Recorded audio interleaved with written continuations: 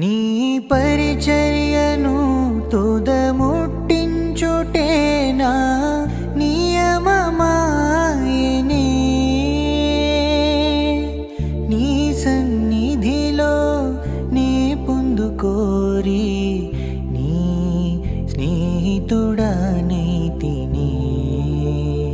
ఆహా నా ధన్యత ఓ నా భాగ్యము